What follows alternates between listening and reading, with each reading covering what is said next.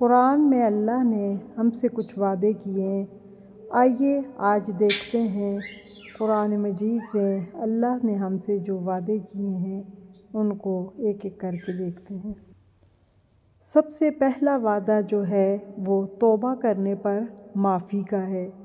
اللہ تعالیٰ قرآن میں فرماتے ہیں کہ اگر کتنے بھی کسی نے گناہ کیے ہوں، اگر وہ سچے دل سے توبہ کرے اور توبہ کی شرائط پوری ہوں، یعنی ایک تو ندامت ہو، پھر سچے دل سے توبہ ہو اور آئندہ اس گناہ کو نہ کرنے کی نیت ہو، تو پھر اللہ تعالیٰ انسان کو معاف کر دیتے ہیں۔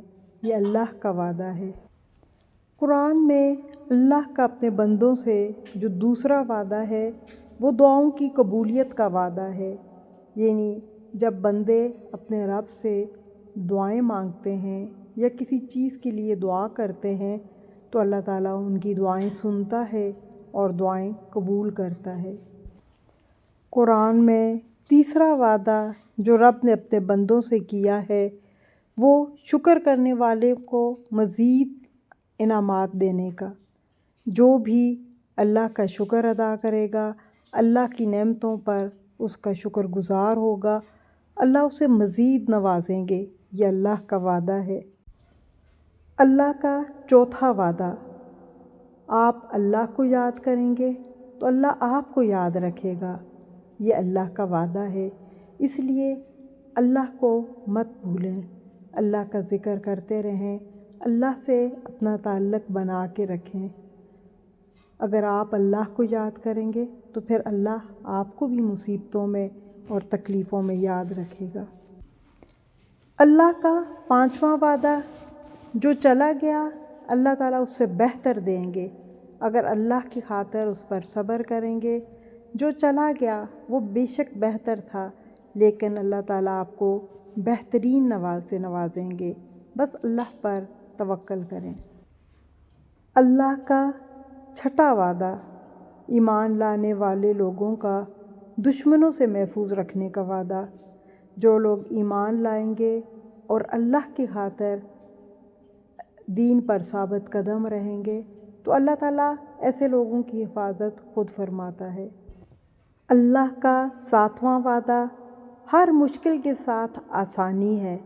کبھی بھی زندگی میں مشکلیں آئیں، تکلیفیں آئیں تو اس پر گھبرانا نہیں ہے، بلکہ اللہ کا یہ وعدہ یاد رکھنا ہے کہ اگر آج مشکل ہے تو کل انشاءاللہ آسانی ہوگی۔ آج اگر رات تاریک ہے تو بہت جلد صبح کی روشنی بھی ہوگی۔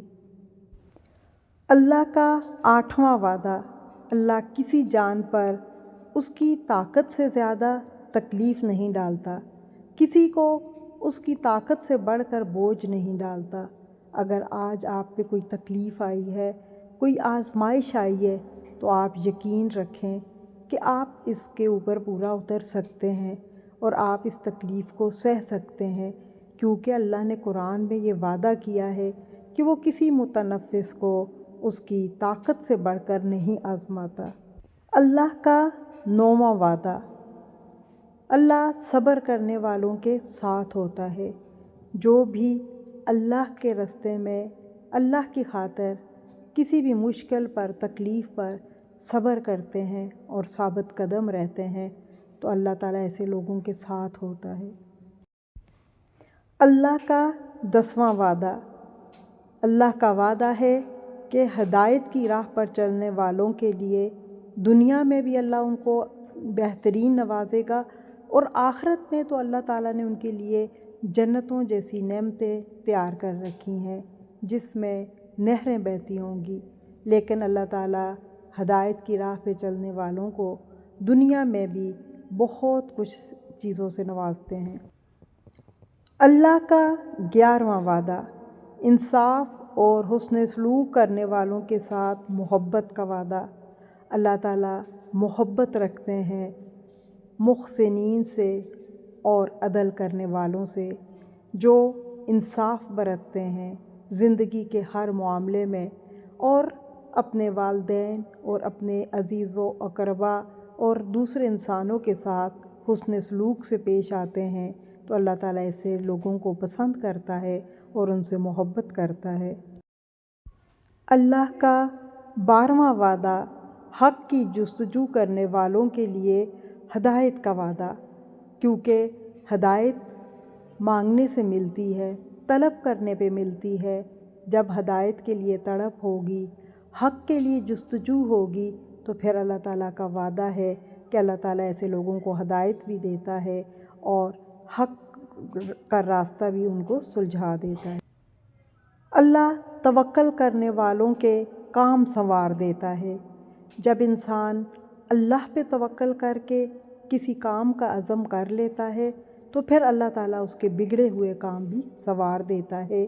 اللہ کا یہ وعدہ ہے۔